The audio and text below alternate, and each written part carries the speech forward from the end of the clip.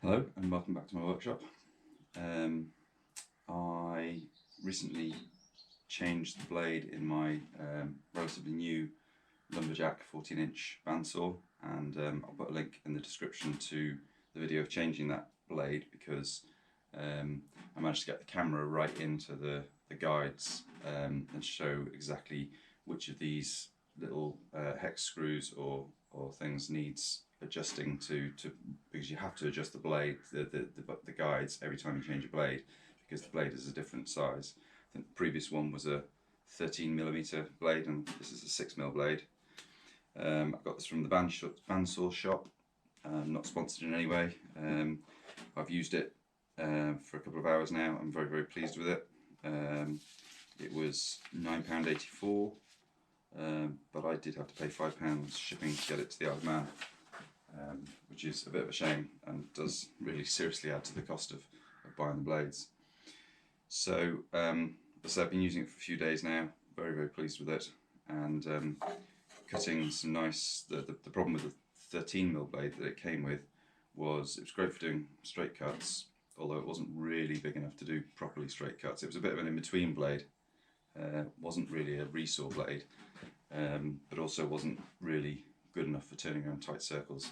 You see some of the circles I turn around here, some of the curves are really quite tight, and I was ending up having to do an awful lot of sanding because I was having to just do loads and loads of relief cuts. So I'm just going to just demonstrate a cut with this blade. I might speed it up, see how long it takes to do one, but hopefully you can see just how quickly I can move, how nimbly I can move around the corners with this 6mm blade. And obviously this bandsaw, I've got a Titan Screwfix bandsaw through there which has got a 6mm blade on it, and I was going to keep the big blade on here for doing big work, and I was going to use the smaller bandsaw for doing this intricate work, but I just love this bandsaw so much that I've decided that I'll put a 6mm blade on here as well because it does an awful lot of what I need it to do. So okay, eyes and ears protection, dust extraction, so it's going to get noisy. So as I say, I may put it on fast forward just to try and reduce the amount of noise. So here goes.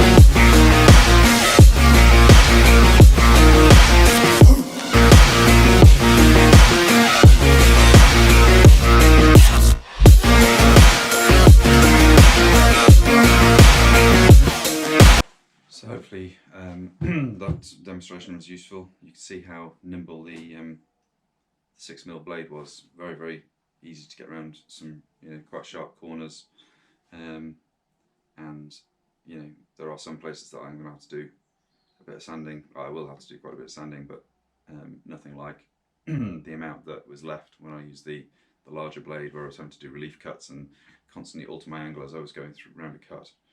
So very pleased with that.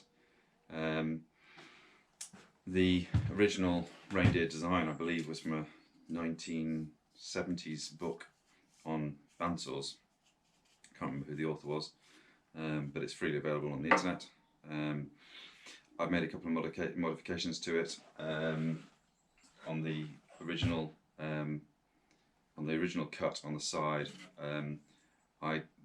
The original antlers actually come out all the way out to the same level as the nose and the legs, and that's why on the original design you can just feed it through the bandsaw like that, and you've got 3 support points. You've got the front of the antlers, the nose and the legs, so you can push it through flat.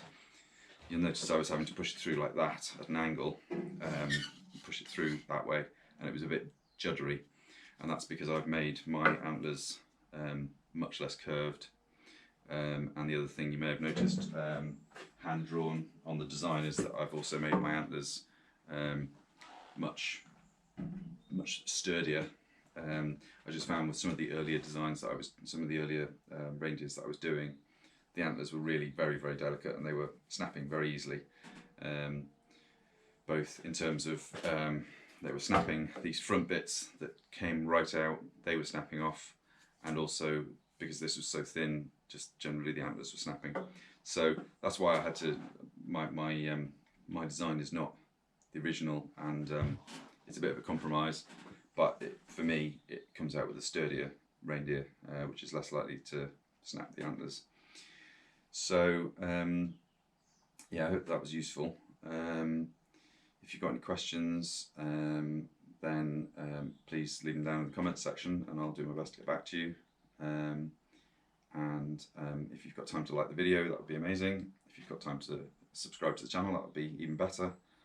And in the meantime, until the next video, thank you and stay safe.